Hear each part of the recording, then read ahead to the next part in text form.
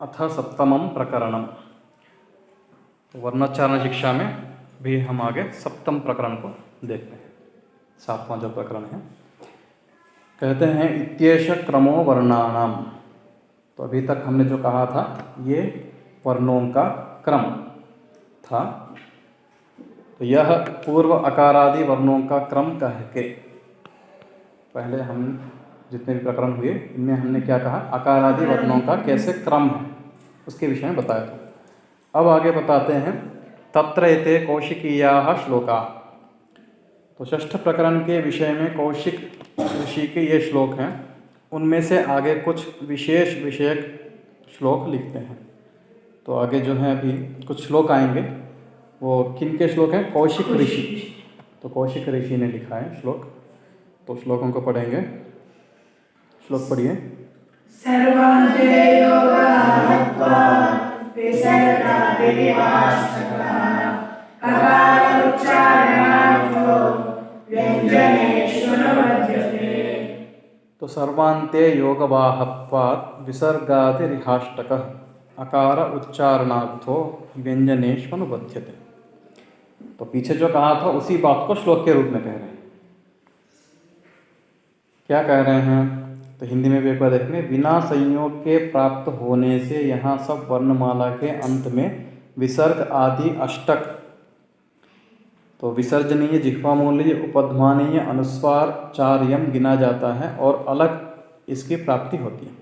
तो सर्वान्ते, सबके अंत में, जब हमने अकार आदि स्वरों को पूरा देखा, उसके बाद व्यंजनों को देखा, उसके बाद अंतिम में क्या कहते हैं? अयोगवाह। उसी विषय में कहते हैं। तो सर्वांत में जो कहा बताया गया था सबके अंत में अयोगवाहत्वात्, वो अयोगवाह होने से, अयोगवाह का मतलब भी मैं बताया था, यत् अयुक्ता वहन्ति अनुपदिष्टाश्च श्रूयन्ते। ठीक है, तो जो बिना उपदेश किए भी जो सुनने में आते हैं, तो उस प्रकार से जो अयुक्ता वहन्ति, इसलिए उनको अयोगवाह कहा।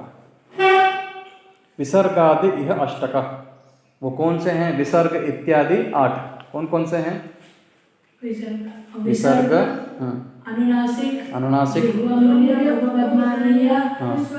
अनुस्वार, ह्रस्वगम, दीर्घगम और लाभ। ठीक है, तो इधर आपको 4 लेना। कौन कौन सा? विसर्ग,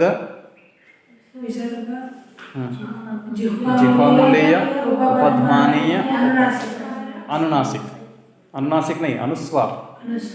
इधर क्या लेना? अनुस्वार। 4 यम में अलग। तो कौन कौन से हैं? जिह्वामूलीय, नहीं, फिर गलत बोल रहे। कौन कौन से हैं? विसर्ग, जिह्वामूलीय, उपध्मानीय, अनुस्वार। उसके बाद ह्रस्वगम, दीर्घगम, अनुनासिक चिन्ह और लाभ। तो ये 4 और वो 4, पूरे 8। तो यह अष्टकः, वो कौन से हैं? 8 हैं। अकार उच्चारणार्थो व्यंजनेष्वनुबध्यते, इससे विसर्गादि अष्टक अयोगवाह का आदय तो पिछले उसका है, और वर्णमाला के वर्णों से अलग गिना जाता है। वर्णमाला के व्यंजनों में एक अकार अनुबंध किया है, वह उच्चारण मात्र के लिए है कि जिससे व्यंजन का स्पष्ट उच्चारण हो। विचार था अन्वक भवति व्यंजनम, आया था ना। तो उसी विषय में कह रहे हैं अकार उच्चारणार्थो। हम जो कल लिखे थे यहाँ पर क, ख, ग, घ, ङ, उसमें क में अ जोड़ा था ना। वो क्यों जोड़ा है? अकार उच्चारणार्थ, उच्चारण के लिए, क्योंकि उसके बिना व्यंजन का उच्चारण नहीं कर सकते, इसलिए व्यंजनेषु अनुबध्यते, व्यंजनों में वह लगाया जाता है। तो वही कह रहे हैं कि वर्णमाला के व्यंजनों में एक आकार अनुबंध किया है, वह उच्चारण मात्र के लिए है कि जिससे व्यंजन का स्पष्ट उच्चारण, व्यंजन का स्पष्ट उच्चारण, उसके लिए अनुबंध लगाया। तो अनुबंध मतलब अनुबंध फिर हट जाता है, अ है वो हट जाता है, ठीक है, वो तो उच्चारण के लिए लगाया। आगे श्लोक पढ़िए। कपयोः ककारो च तद्वर्गीयाश्रयत्वतः परिक्ली जघ्नुर्जग्मिर्जघ्नुरित्यत्र यद्वपुः नासिक्यनोक्तं कादीनां तैवेयमाः तेषामुकारः संस्थानवर्गीयरक्षकः। तो कपयोः कपकारौ च तद्वर्गीयाश्रयत्वतः पलिक्नी जघ्नुर्जग्मिर्जघ्नुरित्यत्र यद्वपुः। तो कपयोः, कपयोः मतलब यहाँ पर जिह्वामूलीय और उपध्मानीय को ले रहे हैं। इनमें जो क पकारो, क और पकार हैं वो तद्वर्गीय आश्रयत्वतः, तद्वर्गीय के आश्रय से हैं। तद्वर्गीय मतलब अपने वर्ग, अपना वर्ग कौन सा है उनका? का वर्ग, ठीक है, और पु का प का पवर्ग। तो अपने अपने वर्ग के आश्रय के कारण से हैं। जैसे उदाहरण ले रहे हैं, पलिक्नी चक्नतुः जग्मिर्जघ्नुरित्यत्र यद्वपुः। तो इनका अपना जो स्वरूप है, यहाँ पर पलिक्नी में जो क दिख रहा है वो अपने अपने वर्ग के कारण वहाँ पर क है।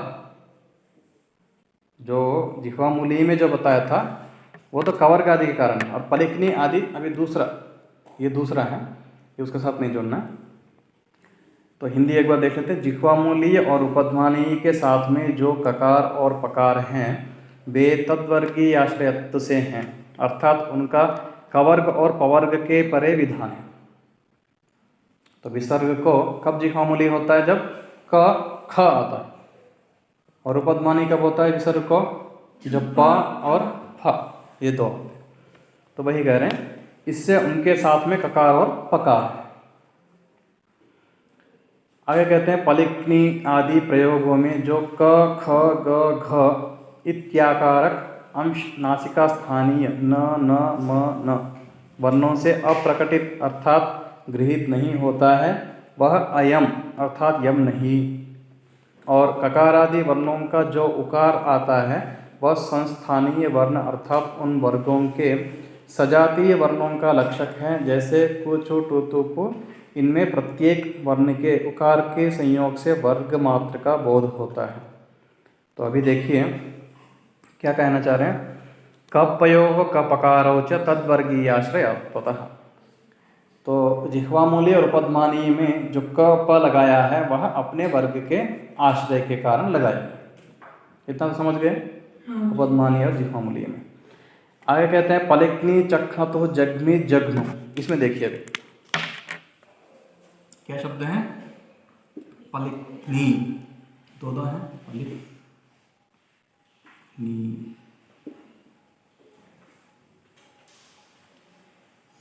चक्नतुः, चक्नतुः,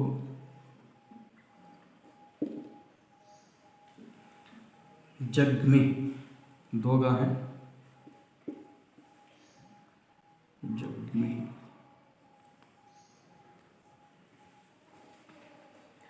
और जघ्नु, दो घ हैं।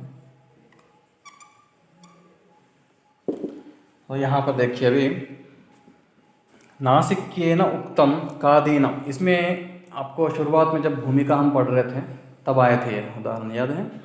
पलिक्नी चक्नतुः जग्मि जघ्नु। तो का लेके कुम कुम घुम घुम, क्या बोल दिया था? कुम ऐसे करके कुम और गुम घुम, ऐसा करके उन्होंने 63 वर्ण पूरे किए थे, ठीक है। और उसमें भी जो पहला वाला ये जो आ रहा है इसको लेकर के उन्होंने कुम खुम गुम घुम बोला। तो इसी के विषय में कह रहे हैं इत्यत्र यद्वपुः।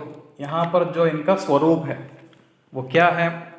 उसको कहा था कि नासिक्येन उक्तम, नासिक्य के कारण बताया, नासिक्य के साथ बताया था कुम खुम गुम गुम, ये नासिक्य ना। हाँ गुरुजी। नासिक्ये न उक्तम, ऐसा भी कह सकते हैं, नासिक्ये न उक्तम, नासिक्य में नहीं कहा गया। ये नासिक्ये न उक्तम, नासिक्य के द्वारा कहा गया। कुम खुम गुम खुम। सादीनाम, क आदियों का, क ख ग घ। त इमे अयमाह, तो वो जो कहे गए थे वो क्या है, अयमाह, वो यम नहीं है। इनको ही यम कह रहे थे ना, कुम खुम गुम गुम को यम कह रहे थे, वो अयमाह, वो यम नहीं है। तो यहाँ पर हिंदी में देखेंगे तो पलिकनीय आदि प्रयोग में जो क ख ग घ इत्याकारक अंश नासिका स्थानीय है। नासिका स्थानीय कौन है यहाँ पर, न न म न, कहाँ है न न म न, कहाँ दिख रहा है आपको, पलिकनी में न है, न चखेगा तो में ना है, चखना तो में भी न है, न जग में म है, जगनों में न। तो ये अनुनासिक है, क्योंकि पंचम वर्ण अनुनासिक होते हैं। अनुनासिक्य में तेषाम अधिको गुण, ऐसा है, पंचम वर्णों में अनुनासिक अधिक होता है। तो इन अनुनासिक के कारण ये जो है ये भी अनुनासिक ले रहे थे। ठीक है, कोई प्रयोजन नहीं, कोई मतलब ही नहीं है। वो अनुनासिक हो तो इनसे क्या लेना देना। तो ये अनुनासिक है, इसलिए ये भी अनुनासिक है यहाँ पर। तो पहला वाला उसको फिर लेकर के कुम खुम घुम घुम कह रहे हैं, तो कोई मतलब नहीं। और कुम खुम घुम घुम में जो कु है उसके विषय में बताते, जो कु में उ लगाया है, ये उ किस लिए लगाया है, तेषाम उकार संस्थान वर्गीय लक्षक।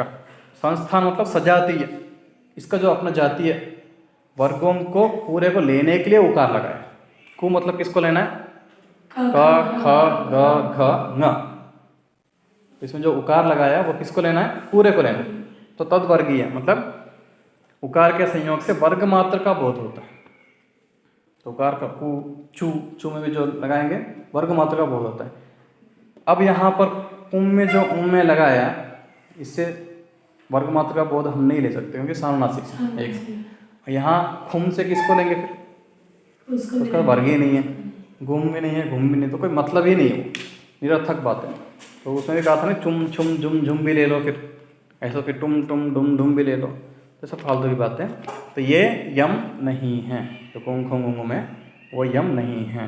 तो यम कौन से बताए थे, ह्रस्वगम, दीर्घगम, अनुनासिक चिन्ह और ला, तो वही यम कहलाते हैं। तो इति सप्तम प्रकरण, इस प्रकार से सप्तम प्रकरण समाप्त होता है।